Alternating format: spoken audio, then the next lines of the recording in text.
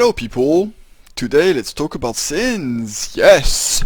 In this series I'm gonna try and show you what a sin can do, what skill they can use that you need to watch out for, and what the general gameplay involves and the possibilities it offers. I have loved Sin since I started Aion. I love the class, I love the dynamic gameplay in general that it procures. I love the strategy involved as a Sin and a couple unique mechanisms.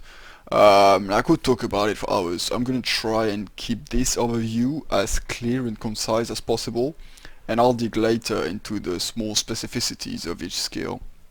I believe that the best way to fight an opponent is to know what his next move is gonna be and anticipate upon it, so the more you know about how a class is played, the more performant you will be against it. I don't have the pretension to be the best Sin around or know everything there is to know about it, but I've got enough knowledge and experience to give you a good overview of the different tactics involved. If you've never played Sin and don't know much about it, you probably think of a stun-lock killing machine with ultrasound attack speed. Well, you're half right. Sin is definitely the class with most stuns and shock types of skills, but that doesn't mean that they can stun-lock you all the time. There are cities, there are requirements, there are other things that a Sin can do. So let's try and see what are the Sin's proper abilities and how everything works. Today, we're going to talk about runes and shocks as part of the Sin gameplay. Assassins are a bit special in that they have a unique mechanism called runes. You may also encounter that sometimes in PvE, but it's definitely a Sin specificity.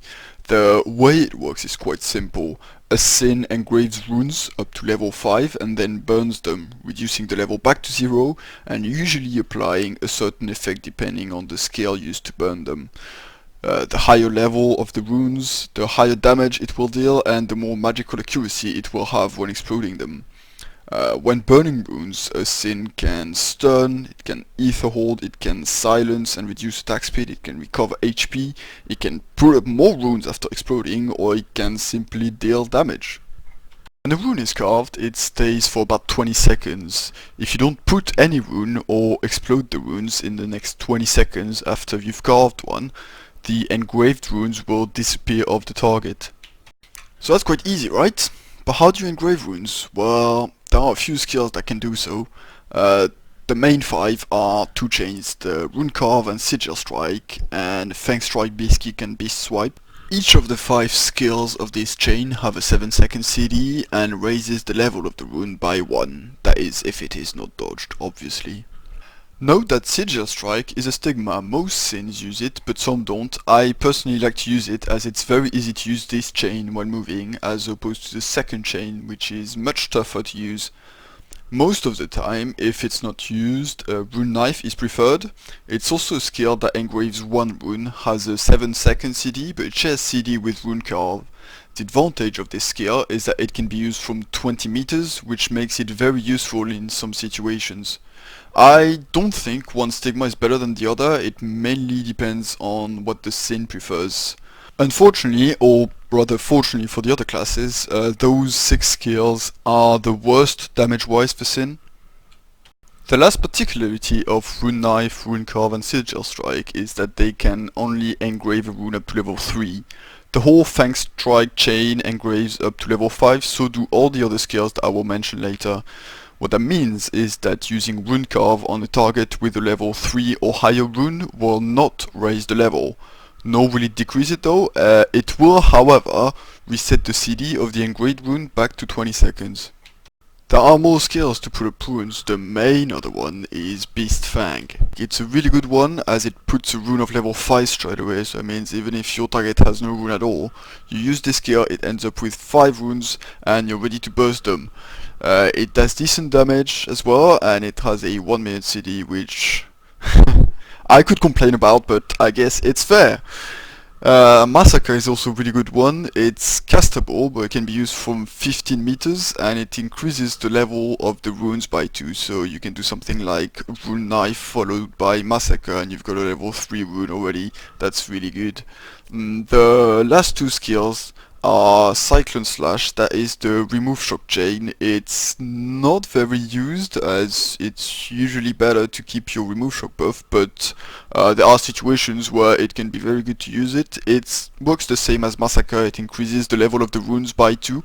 The last skill of Sin that engraves runes is the vision. Now it is quite unique as it basically bursts the runes then engraves a rune of level 2.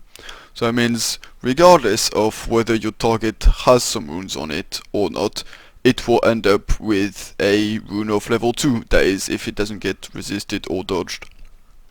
Now you can use it either to deal damage and put some more runes, or just to put runes from distance. If your target doesn't have any rune on it, you can just use it. You will deal very low damage, like 50 damage on the first part of the skill. Then the second part will happen with the physical engraving of a rune of level 2, so your target will end up with a level 2 rune.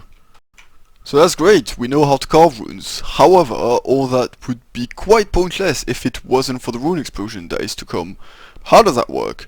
The main threat comes from Pain Rune. It's a stun for 3 seconds, which has a very short CD of 16 seconds. That means you can potentially get stunned from a Sin every 16 seconds for 3 seconds, provided that the runes have been carved and that you're not silenced.